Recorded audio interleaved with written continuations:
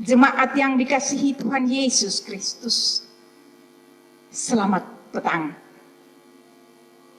Kita patut bersyukur bahwa di tengah pandemi COVID-19 yang masih terjadi, Tuhan masih memelihara kehidupan kita dan masih menganugerahkan keselamatan.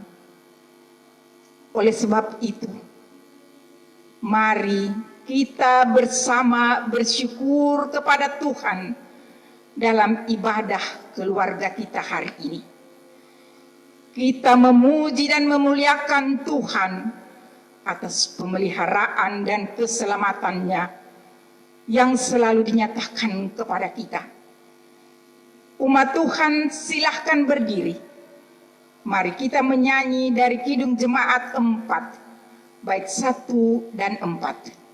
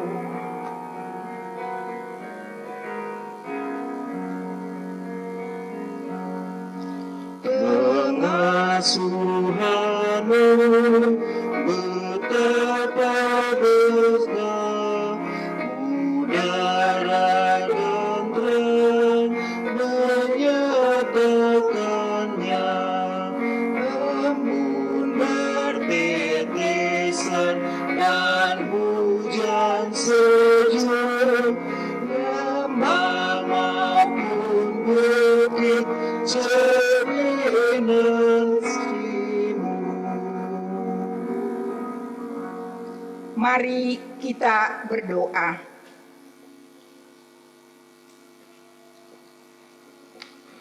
Ya Tuhan Allah yang selalu memberkati kami dan keluarga kami, kami mengaku bahwa Engkau adalah Allah yang Maha Kuasa, yang selalu mengasihi kami dan keluarga kami.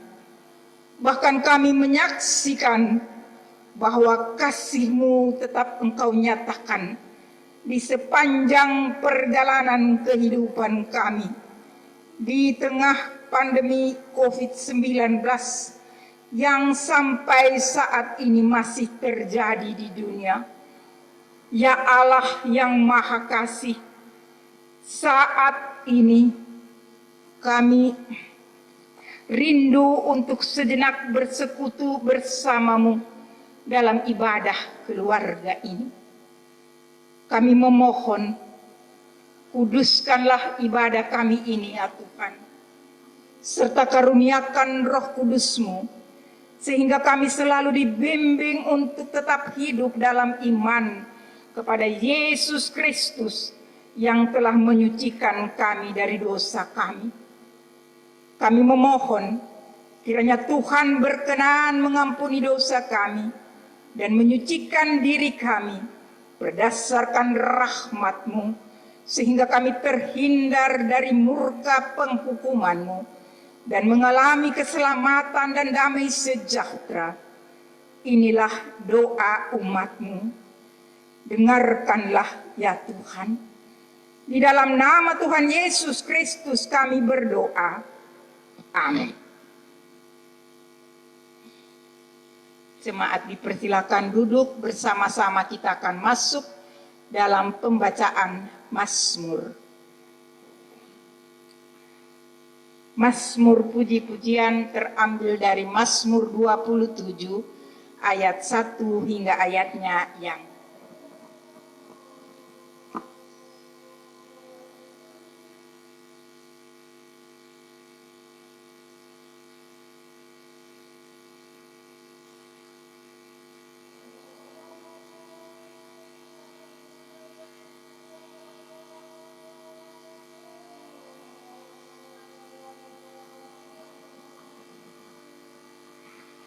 Seyogianya pembacaan Mazmur akan dibacakan gilir ganti. Saya akan membaca tulisan yang tercetak keluar dan umat Tuhan meresponinya dengan tulisan yang tercetak agak ke dalam. Mazmur 27 ayat 1 hingga ayatnya yang ke-6. Aman dalam perlindungan Allah, itulah judul dari Lembaga Alkitab. Dari Daud, Tuhan adalah terangku dan keselamatanku. Siapakah aku harus takut? Tuhan adalah benteng hidupku. Terhadap siapakah aku harus gemetar? Ketika penjahat-penjahat menyerang aku untuk memakan dagingku, yakni semua lawanku dan musuhku, mereka sendirilah yang tergelincir dan sekalipun tentara berkemah mengepung aku, tidak takut hatiku. Sekalipun timbul peperangan melawan aku, dalam hal itu pun aku tetap percaya. Satu hal telah kuminta kepada Tuhan, itulah ya, diam di dalam rumah Tuhan, menyaksikan kemurahan Tuhan. Sebab Ia melindungi aku dalam pondoknya. Ia menyembunyikan aku dalam persembunyian di kemahnya. Maka sekarang tegaklah kepalaku. Dalam kemahnya aku mau mempersembahkan korban dan sorak-sorai. Demikianlah kita menyambutnya dengan Kidung Jemaat 46 baik 1 dan 2 sebelum masuk dalam pelayanan firman Tuhan.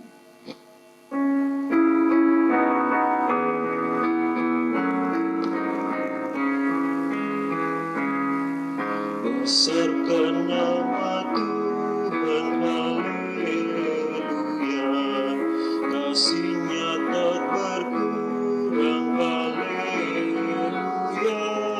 Sekalipun semua menimpa umat-Nya, berkat-Nya ditemukan, haleluya.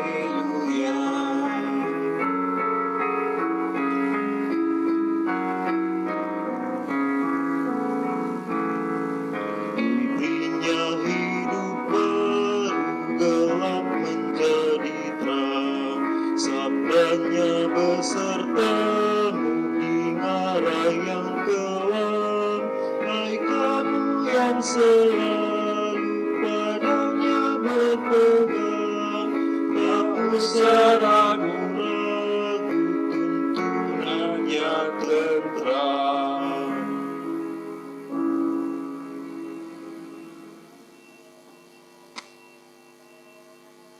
Jemaat yang dikasihi oleh Tuhan Yesus Kristus, mari kita siapkan hati dan pikiran kita.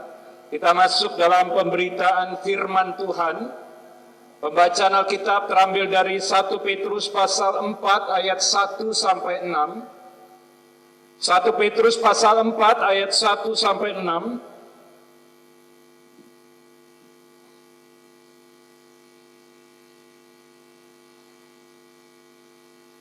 Sebelum kita membaca dan mendengarkan firman Tuhan, mari kita berdoa memohon bimbingan Roh Kudus. Ya Tuhan, kami bersyukur karena saat ini kami boleh kembali bersekutu bersama Tuhan dalam ibadah keluarga. Tuhan, kami rindu mendengarkan firman-Mu. Dan karena itu kami mohon, bimbinglah kami dengan Roh Kudus, sehingga ketika kami membaca dan mendengarkan firman-Mu, kami dituntun untuk mengerti, menghayati, dan kami dapat melakukannya dalam kehidupan sehari-hari. Kiranya firman-Mu menjadi pelita bagi kaki kami dan terang pada jalan kami, sehingga kami selalu dibimbing untuk berjalan dalam terang-Mu. Inilah kami anak-anak-Mu ya Tuhan, bersabdalah kepada kami, kami telah sedia untuk mendengarkan firman-Mu. Amin. Jemaat, mari kita berdiri untuk mendengarkan firman Tuhan yang dibacakan dari Alkitab, dari 1 Petrus pasal 4, ayat 1 sampai 6, yang menyatakan demikian. Jadi, karena Kristus telah menderita penderitaan badani, kamu pun harus juga mempersenjatai dirimu dengan pikiran yang demikian. Karena barang siapa telah menderita penderitaan badani, ia telah berhenti berbuat dosa. Supaya waktu yang sisa, jangan kamu pergunakan menurut keinginan manusia, tetapi menurut kehendak Allah. Sebab telah cukup banyak waktu kamu pergunakan untuk melakukan kehendak orang-orang yang tidak mengenal Allah. Kamu telah hidup dalam rupa-rupa hawa nafsu, keinginan, kemabukan, pesta pora, perjamuan minum, dan penyembahan berhala yang terlarang. Sebab itu mereka heran bahwa kamu tidak turut mencemplungkan diri bersama-sama mereka di dalam kubangan ketidaksenonohan yang sama, dan mereka memfitnah kamu. Tetapi mereka harus memberi pertanggungan jawab kepada Dia yang telah siap sedia menghakimi orang yang hidup dan yang mati. Itulah sebabnya maka Injil telah diberitakan juga kepada orang-orang mati, supaya mereka sama seperti semua manusia dihakimi secara badani, tetapi oleh Roh dapat hidup menurut kehendak Allah. Yang berbahagia adalah mereka yang mendengarkan firman Tuhan serta memeliharanya dalam kehidupan setiap hari. Terpujilah Tuhan Yesus, haleluya.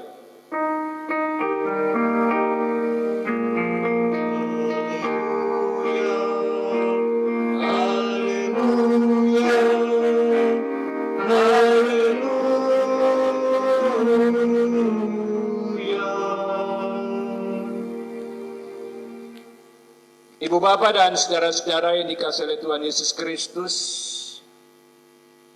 selamat sore.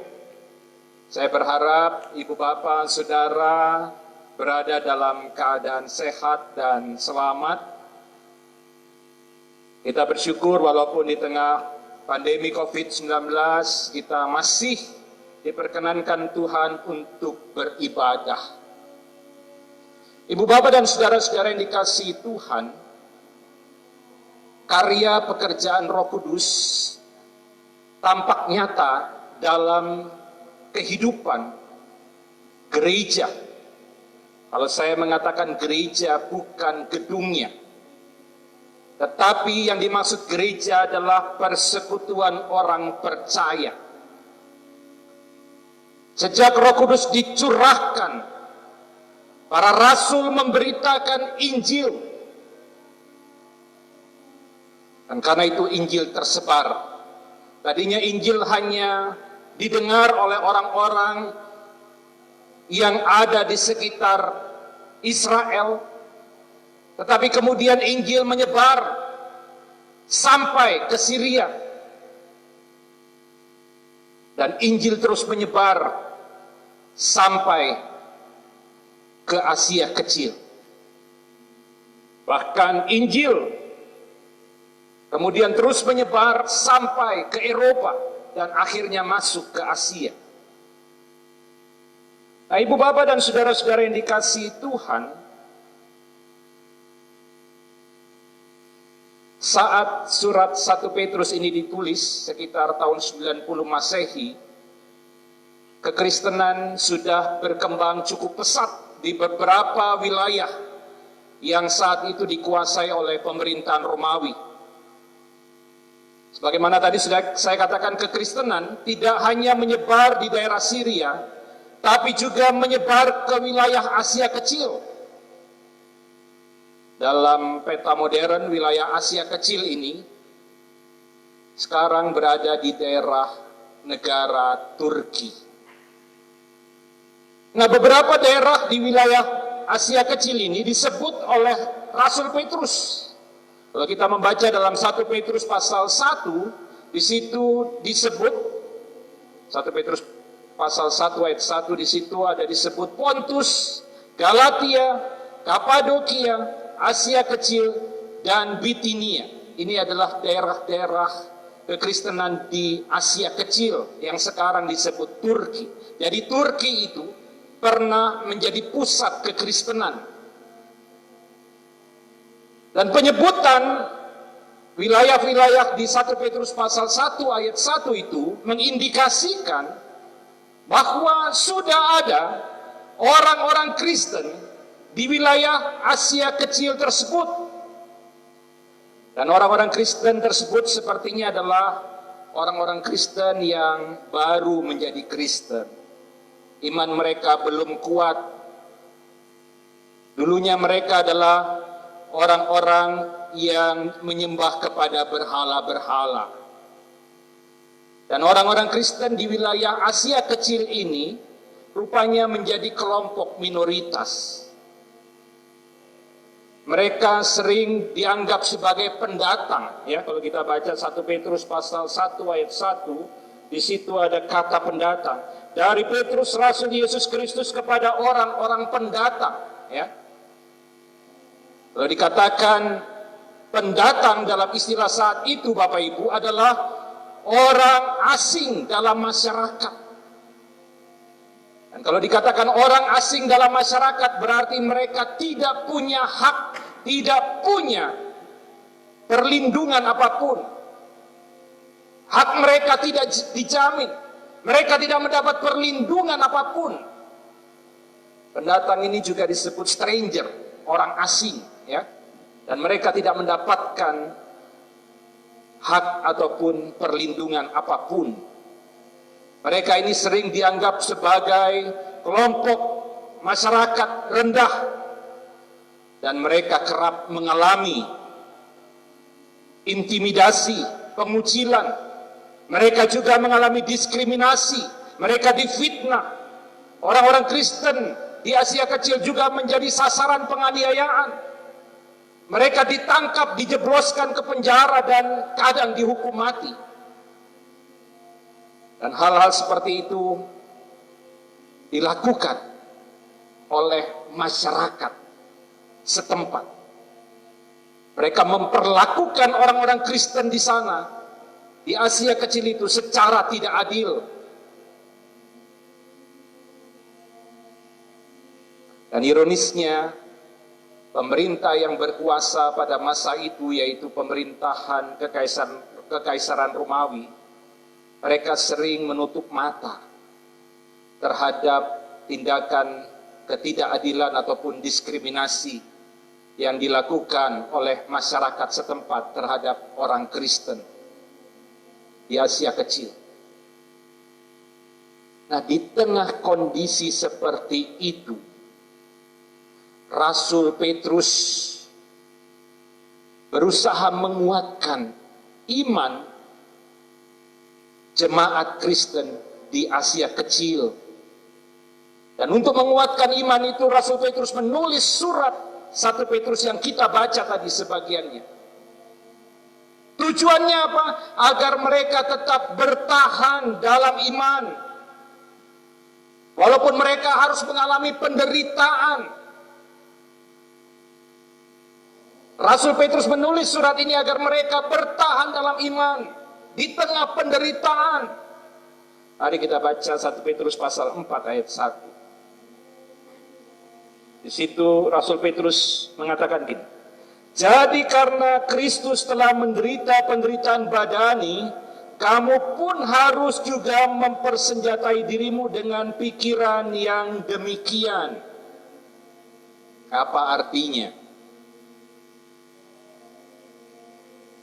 Rasul Petrus mau menasihatkan kepada jemaat Kristen di Asia Kecil yang menjadi orang asing, yang menjadi pendatang, yang sering dikucilkan, sering memperoleh perlakuan tidak adil, didiskriminasi, ditangkap, dipenjara, bahkan dianiaya.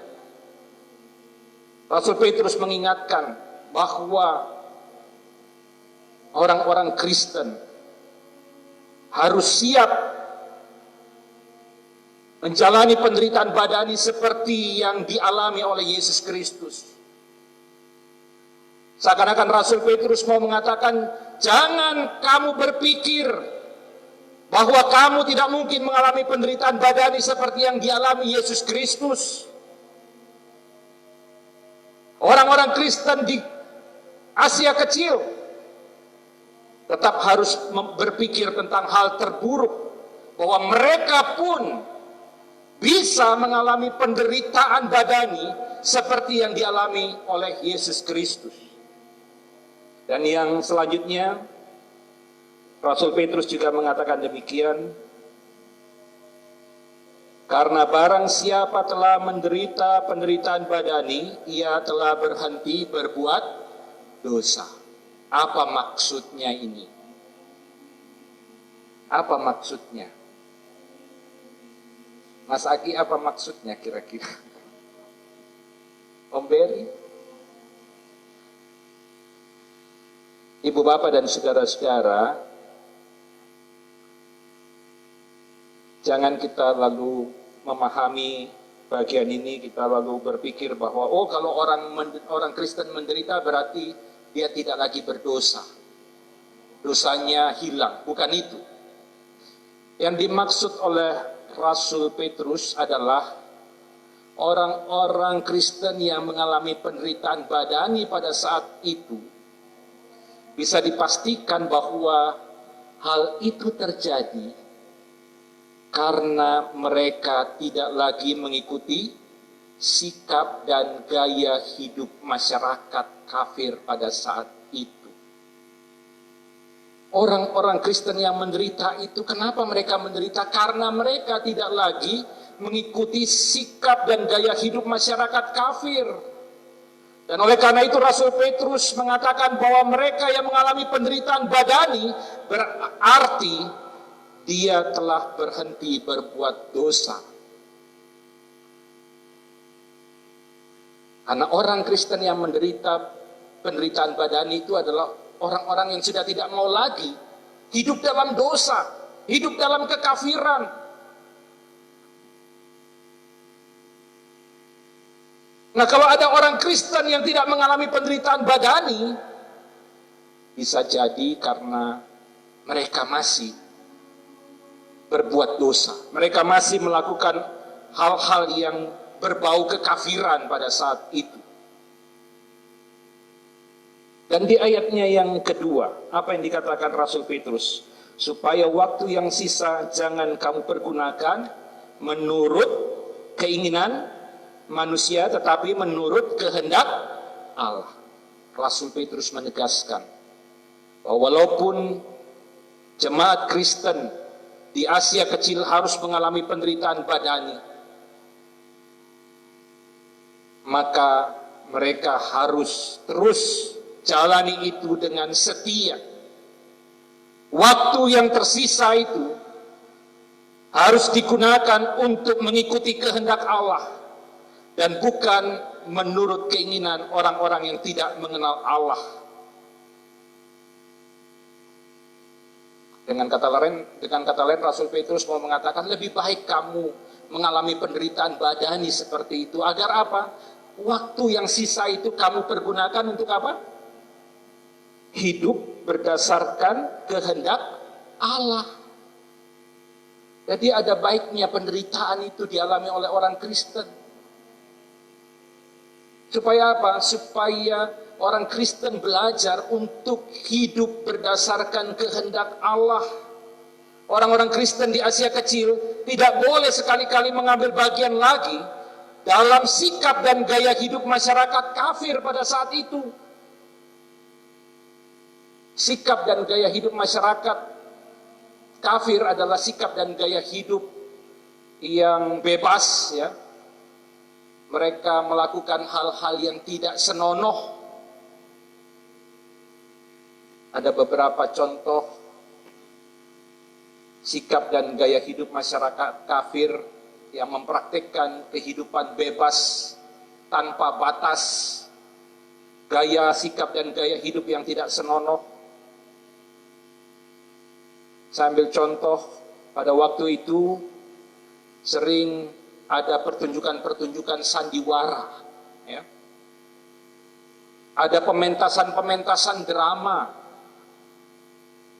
Tetapi pementasan sandiwara dan drama itu isinya kadang-kadang berbau hal-hal yang berkaitan dengan seksualitas. Nah,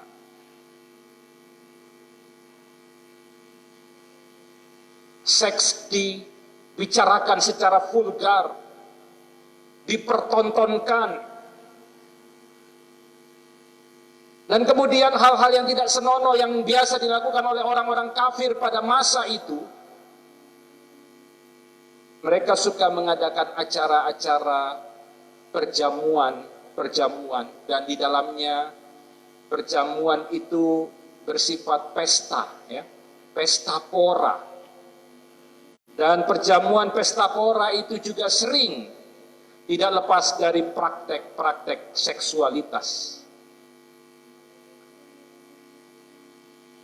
Dan hal-hal yang tidak senonoh yang juga dilakukan oleh masyarakat pada saat itu, di mana kekristenan hadir di Asia Kecil. Mereka suka menyembah atau datang ke tempat-tempat penyembahan berhala. Dan di tempat penyembahan berhala itu sering terjadi praktek-praktek perzinahan. Nah, itu sikap dan gaya hidup masyarakat pada saat itu. Dan rupanya orang-orang Kristen yang sudah mengikuti Yesus tidak mau lagi ikut dengan cara dan gaya hidup yang seperti itu. Mereka meninggalkan cara hidup yang seperti itu. Mereka tidak lagi ikut dalam pesta pora perjamuan di mana dipraktekkan hal-hal yang berkaitan dengan seksualitas. Mereka tidak lagi datang menonton pertunjukan-pertunjukan sandiwara atau drama di mana juga dipertunjukkan hal-hal yang berbau seksualitas.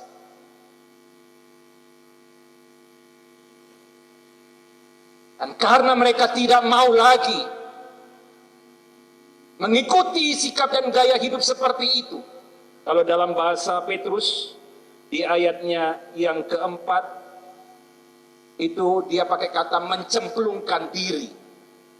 Karena orang-orang Kristen tidak lagi mencemplungkan diri bersama-sama dengan masyarakat di dalam kubangan ketidaksenonohan yang dilakukan oleh masyarakat setempat, maka hal itu membuat masyarakat heran. Kok bisa orang Kristen itu hidupnya berubah 180 derajat? Bukan 360 derajat Bapak Ibu, ya. 180 derajat. Kalau 360 derajat itu berarti kita balik ulang ke tempat asal. Ini yang mengherankan. Kok bisa orang-orang Kristen yang tadinya ikut mencemplungkan diri pada hal-hal yang tidak senonoh, akhirnya mereka tidak lagi mengikuti cara hidup seperti itu. Dan ketika mereka tidak mengikuti cara hidup seperti itu, apa yang terjadi? Mereka difitnah. Ngeri jadi orang Kristen pada masa itu, Bapak Ibu. Difitnah. Pokoknya ada banjir, ada kelaparan, ada kebakaran. Yang difitnah atau disalahkan siapa? Orang Kristen.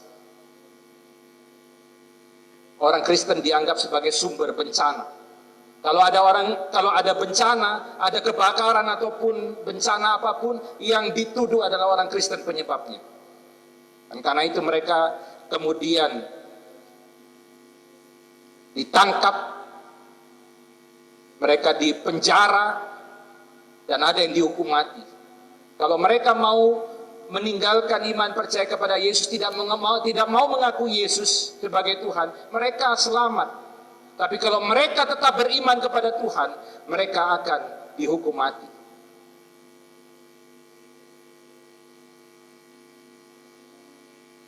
Dan Rasul Petrus mengingatkan bahwa orang Kristen harus tetap kuat dalam iman. Sama seperti Kristus mengalami penderitaan badani, kamu pun juga harus siap.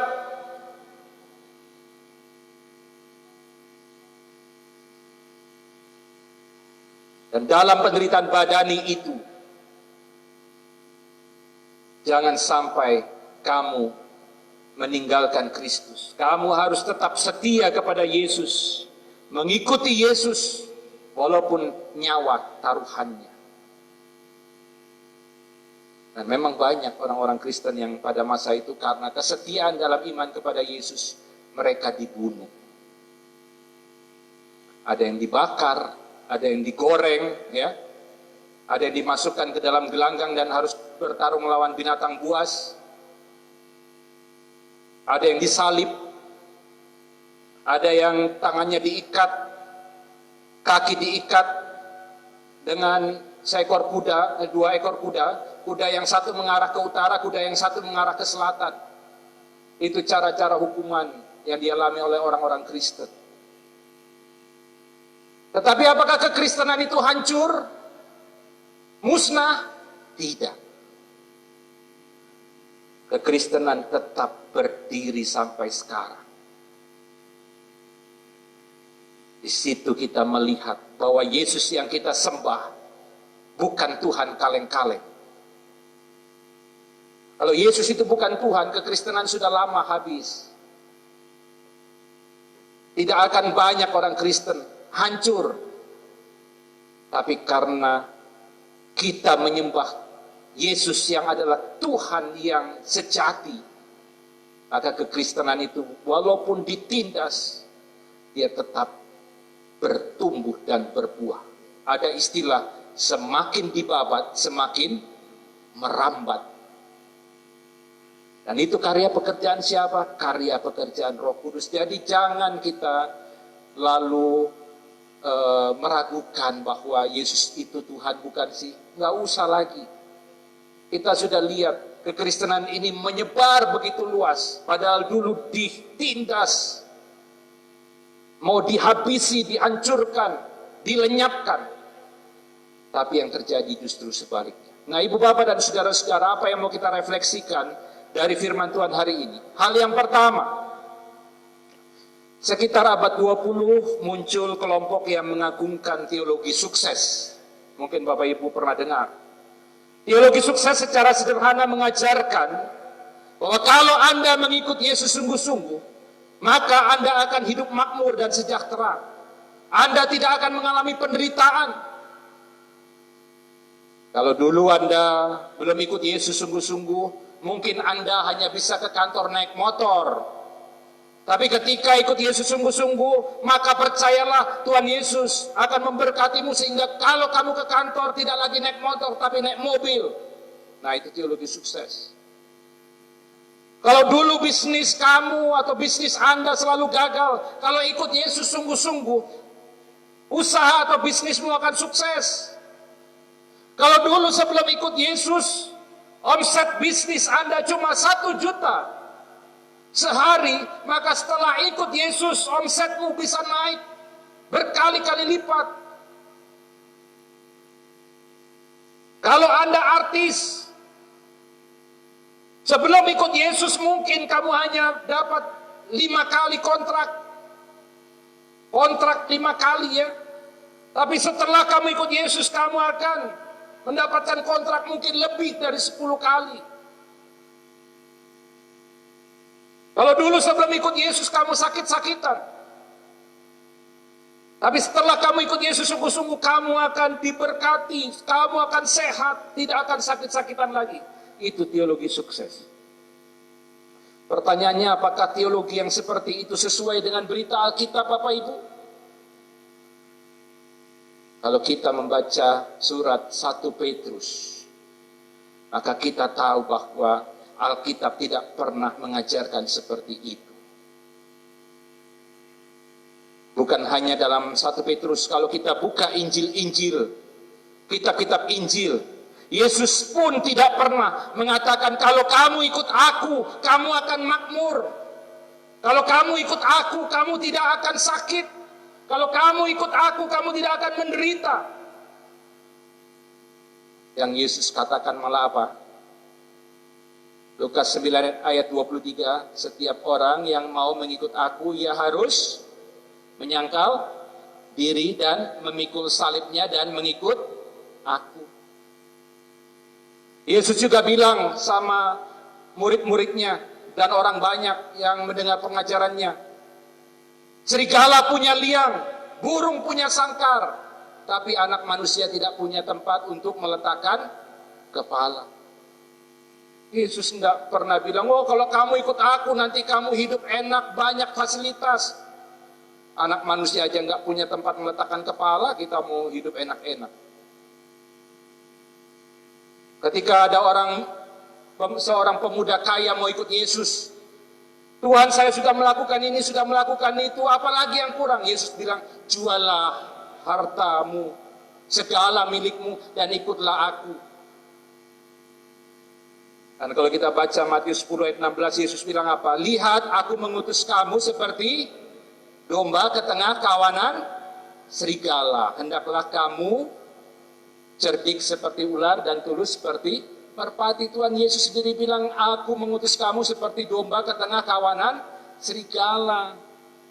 Yesus enggak bilang, aku mengutus kamu seperti domba di tengah kawanan malaikat, di tengah kawanan serigala.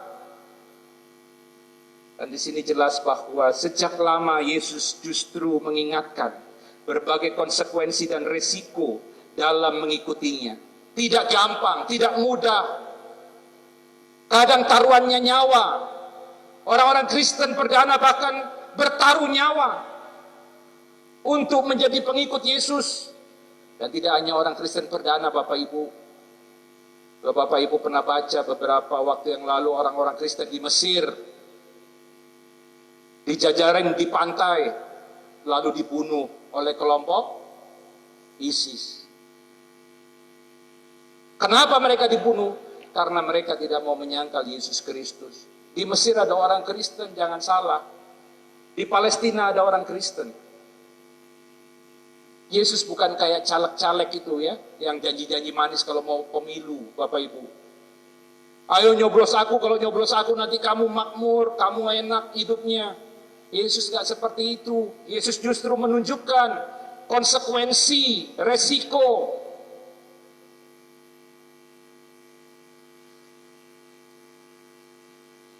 Tetapi apakah kalau ikut Yesus rugi? Tidak, ya. Kita yakin ikut Yesus itu tidak rugi. Dalam 1 Petrus pasal 1 ayat 3 dan 4 dalam bacaan hari Minggu dikatakan apa? Terpujilah Allah dan Bapa Tuhan kita Yesus Kristus yang karena rahmat-Nya yang besar telah melahirkan kita kembali oleh kebangkitan Yesus Kristus dari antara orang mati kepada suatu hidup yang penuh pengharapan untuk menerima suatu bagian yang tidak dapat binasa, yang tidak dapat cemar, dan yang tidak dapat layu, yang tersimpan di sorga bagi kamu. Jadi kalau ikut Yesus juga nggak rugi. Jangan bilang, loh kalau banyak menderitanya, banyak sengsaranya ngapain ikut Yesus? Nggak rugi juga, karena kita memperoleh jaminan hidup kekal. Tapi yang harus diingat bahwa ketika kita memutuskan untuk mengikut Yesus, jangan mau enak-enak, ya. Jangan bilang bahwa enak ikut Yesus makmur dan sebagainya. Buang pikiran itu. Petrus malah bilang tadi di 1 Petrus pasal 4 ayat 1, jadi karena Kristus telah menderita penderitaan badani, kamu pun harus juga mempersenjatai diri dengan pikiran yang demikian. Kamu harus berpikir bahwa kamu mungkin juga akan menderita. Karena itu Bapak Ibu, saya kalau ada orang non-Kristen mau masuk Kristen, saya akan selalu bilang ikut katekisasi. Berapa lama? Iya, paling lama setahun. Oh, nggak bisa 1 bulan kah? Dan kalau dia mau minta katekisasi 1 bulan, saya tidak akan mengabulkan. Masa orang mau masuk Kristen kok dipersulit loh? Sekarang saya mau tanya, kan mau jadi Kristen, ikut Kristus itu gak gampang. Bagaimana kita mau setia sama Yesus kalau yang ikut katekisasi hanya sekian bulan, kita nggak bisa setia? Betul nggak? Bagaimana mau ikut Yesus seumur hidup, setia sama Yesus? Mau melakukan perkara-perkara besar, sedangkan yang perkara kecil ikut katekisasi cuma 1 tahun, nggak bisa. Yang kedua, sudah mau selesai, ya. Firman Tuhan mengingatkan jangan jadi orang Kristen bunglon. Tahu bunglon ya Bapak Ibu? Bunglon itu hewan atau binatang yang bisa ganti-ganti warna. Di daun dia warna hijau, di batang dia warna coklat. Jangan jadi orang Kristen bunglon. Jangan, maksudnya apa? Jangan jadi orang Kristen hanya untuk ikut arus, cari aman. Orang itu kadang ikut arus supaya apa? Supaya dia aman, selamat. Dan mental seperti itu, mentalitas seperti itu tidak ada dalam kehidupan jemaat Kristen perdana di Asia Kecil. Yesus bilang apa? Aku mengutus kamu seperti domba ke tengah kawanan serigala. Hendaklah kamu cerdik seperti ular dan tulus seperti merpati. Domba ya tetap domba, jangan domba berbulu serigala. Jangan juga serigala berbulu domba. Tetap jadi domba, tapi domba yang tulus, cerdik dan tulus. Bukan jadi domba berbulu serigala. Banyak juga kita kadang-kadang berpikir, oh supaya aman ya udah ikut jadi serigala lah. Sekali-sekali domba berbulu serigala nggak apa-apa, yang penting aman. Jangan, tetap jadi domba. Jangan seperti bunglon. Kalaupun taruhannya jabatan kita, kalaupun taruhannya usaha kita, kalaupun taruhannya kita harus jomblo. Nah ini untuk anak-anak muda kan, sudah ada yang datang, cewek cakep atau cowok cakep tapi beda agama, ya. Ya jangan, ya, lebih bagus jomblo daripada pasangannya tidak seiman. Apapun situasinya tetap hidup setia kepada Tuhan. Yang ketiga, kita tetap harus hidup dalam kehendak Allah. Dalam situasi kondisi apapun, dalam pergumulan tantangan, dalam kondisi yang tidak memungkinkan kita untuk dapat hidup, tetap hidup dalam kehendak Allah. Tetap pancarkan terang Kristus. Tetap jadi pengikut Kristus. Mutiara biar ditaruh di tempat sampah, dia akan tetap mutiara. Orang Kristen ditaruh di tempat yang buruk, busuk, harus tetap menjadi orang Kristen yang bercahaya, sehingga nilainya itu dapat dilihat oleh orang lain. Kiranya firman Tuhan ini boleh menguatkan kita, untuk kita boleh tetap setia mengikuti Yesus sampai akhir hidup kita. Walaupun kita harus menderita penderitaan badani karena iman kepada Yesus, tetap ikut Yesus sampai akhir. Percayalah bahwa kita akan menerima keselamatan dan hidup kekal. Hidup bersama Kristus dalam kerajaan sorga. Amin. Kita menyanyi Kidung Jemaat 376 bait 1 dan 2.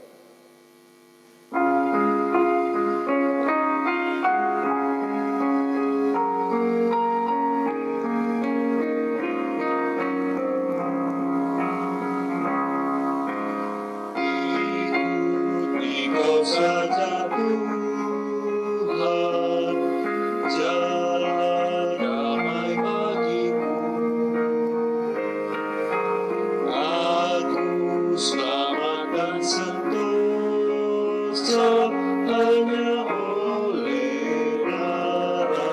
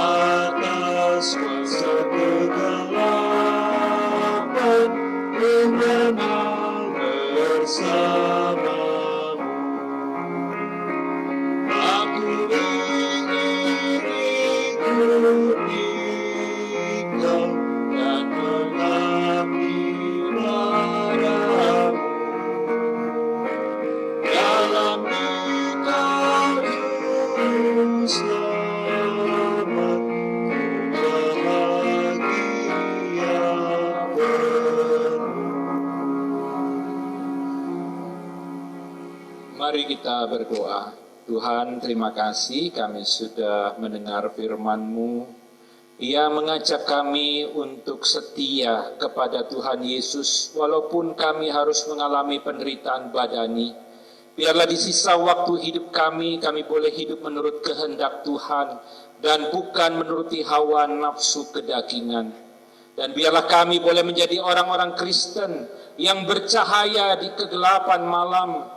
Kami tidak mengikut arus, kami tidak mengikuti sikap dan gaya hidup duniawi yang kadang-kadang mengajarkan hal-hal yang tidak senonoh, hal-hal yang tidak sesuai dengan kehendak Tuhan. Tuhan, tolong kami, banyak godaan dalam dunia yang kami tempati. Dan kadang orang Kristen tidak mampu bertahan melawan godaan itu, sehingga akhirnya menyangkal Kristus hanya karena harta, tahta, ataupun karena perjodohan.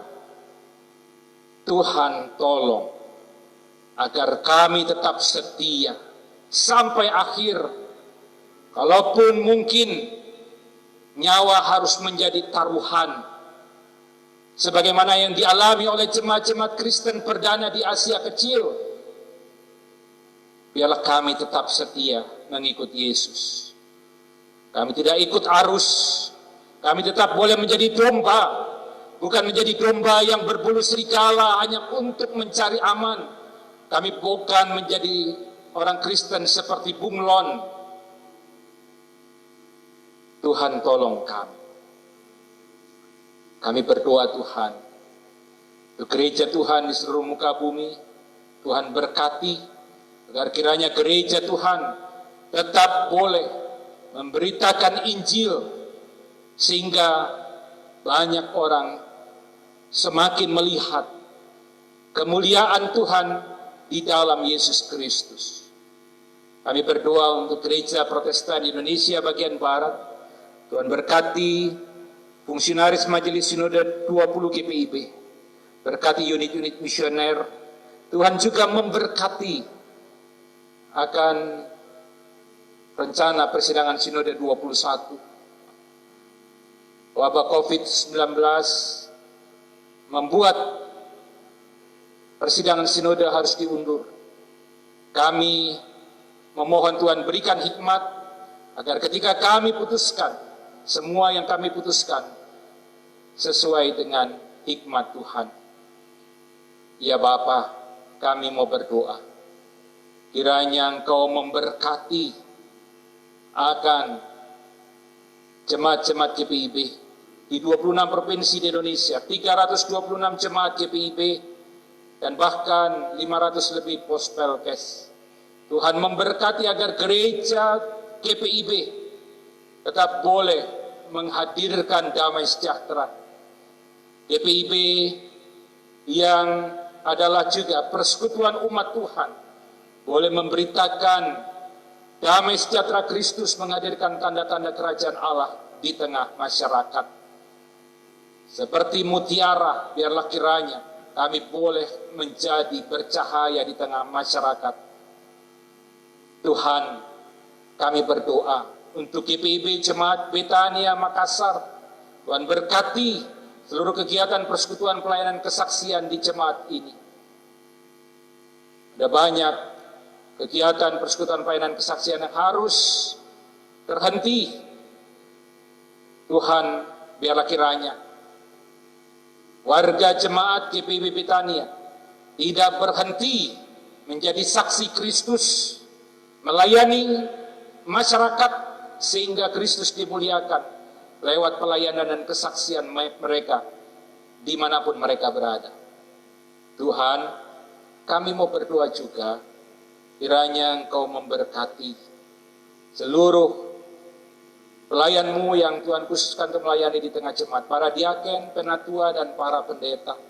Tuhan berkati pendeta jemaat, Bapak Pendeta Bartolomeus Padatu, dan juga Tuhan memberkati pendeta-pendeta lainnya yang juga mendukung dalam kegiatan pelayanan di GPIB Betania. Kami doakan Ibu Pendeta Siska Tapilatu yang saat ini sedang sakit. Tuhan, nyatakan kuasa-Mu sehingga ia boleh disembuhkan, dipulihkan. Berkati Vikaris Andreas Octavianus Sebayang, berkati BPPJ, berkati unit-unit misioner, baik pengurus Pelkat maupun komisi dan panitia yang ada. Tuhan berkati agar mereka dapat menjalankan tugas tanggung jawab peran mereka dengan baik. Dan pergumulan untuk pengadaan lahan yang harus terkendala, Tuhan tolong, kami percaya Engkau adalah Allah yang berkuasa. Ya Tuhan, kami mau berdoa, kiranya Tuhan memberkati seluruh warga jemaat GPI Betania Makassar. Tuhan memberkati kehidupan mereka pribadi lepas pribadi. Tuhan berkati kehidupan keluarga rumah tangga mereka. Bagi yang sakit Tuhan sembuhkan, pulihkan. Bagi yang berduka cita Tuhan hiburkan. Kami berdoa untuk keluarga besar Riupasa Muskita, Ibu Nona Muskita Riupasa, Ibu Nona Riupasa Muskita bersama dengan anak-anak mantu cucu-cucu.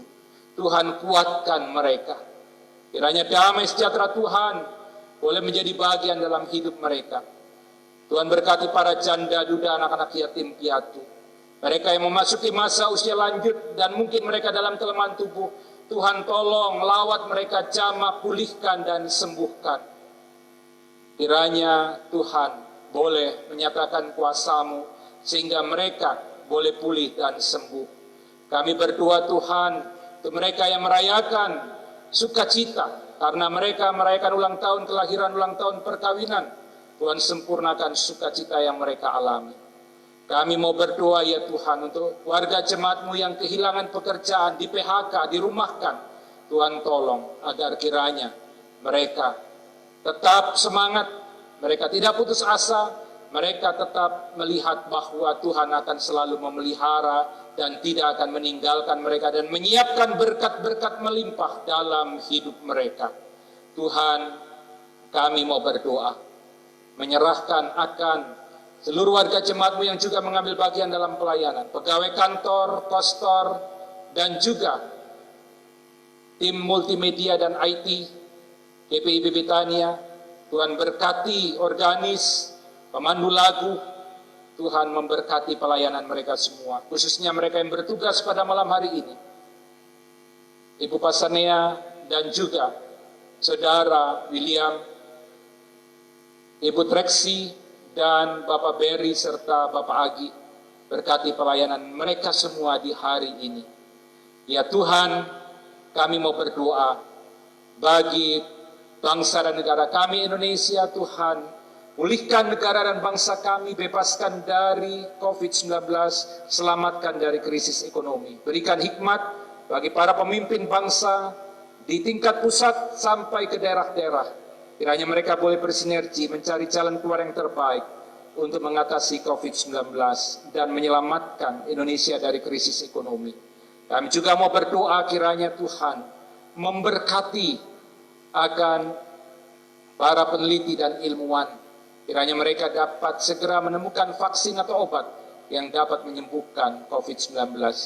Dan kami berdoa untuk tenaga medis, aparat TNI Polri, para relawan, mereka yang bekerja di rumah sakit, mereka yang mengurus jenazah dan memakamkan jenazah pasien COVID. Berikan mereka ketekunan untuk mereka tetap setia melaksanakan tugas. Terima kasih ya Tuhan. Inilah doa kami. Ya Tuhan, dengarlah seru doa kami. Doa ini kami peralaskan dalam nama Tuhan Yesus, Tuhan dan Juru Selamat kami yang telah mengajar kami berdoa. Bapa kami yang di sorga, dikuduskanlah namamu, datanglah kerajaan-Mu, jadilah kehendak-Mu di bumi seperti di sorga. Berikanlah kami pada hari ini makanan kami yang secukupnya, dan ampunilah kami akan kesalahan kami, seperti kami juga mengampuni orang yang bersalah kepada kami. Dan janganlah membawa kami ke dalam pencobaan, tetapi lepaskanlah kami daripada yang jahat.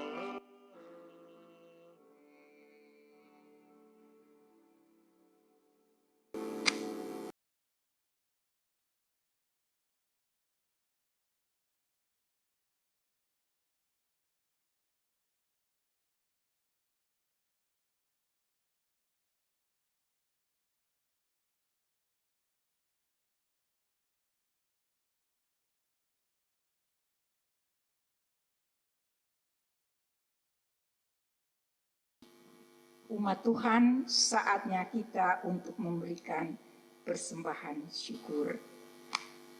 Marilah kita mempersembahkan syukur kepada Tuhan dengan memberikan persembahan sambil mengingat kata Alkitab dalam Mazmur 50 ayatnya yang ke-23 yang mengatakan, siapa yang memberikan, siapa yang mempersembahkan syukur sebagai korban, ia memuliakan aku.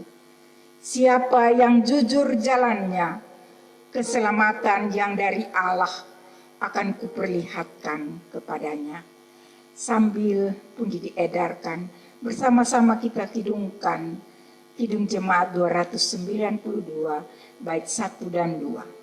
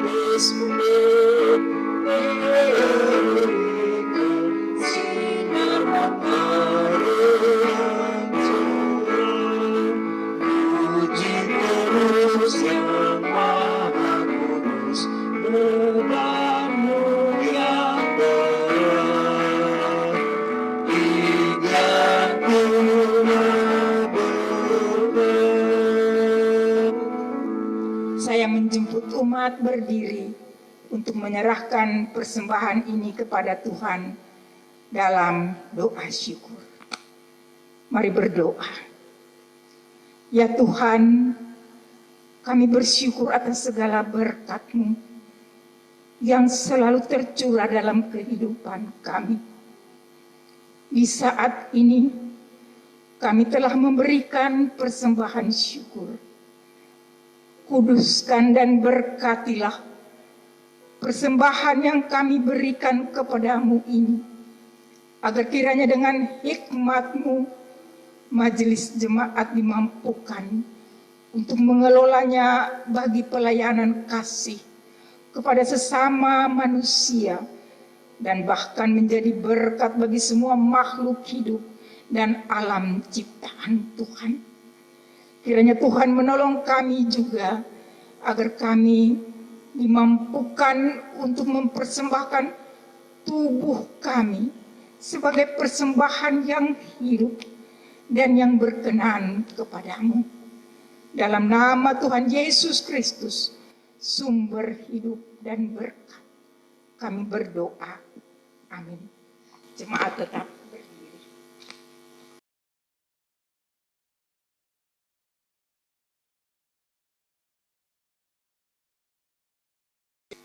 Jemaat Tuhan, ibadah ritual kita telah berakhir, namun Tuhan mengutus kita melaksanakan ibadah aktual di tengah kehidupan sehari-hari.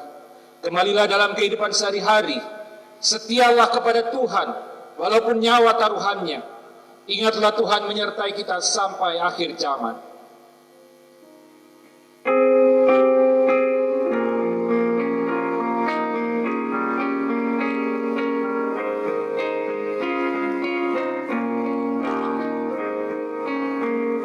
Setialah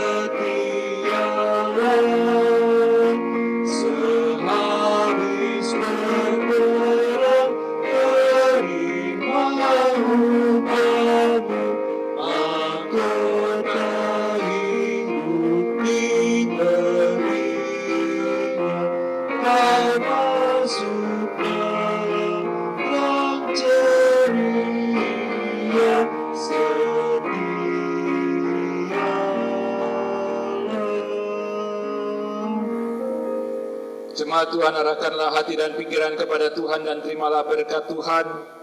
Damai sejahtera Tuhan Yesus, kasih Allah Bapa dalam persekutuan dengan Roh Kudus akan memberkati kehidupan seluruh jemaat Tuhan dan juga keluarga kita semua. Bahkan seluruh gereja Tuhan dari sekarang ini sampai selama-lamanya.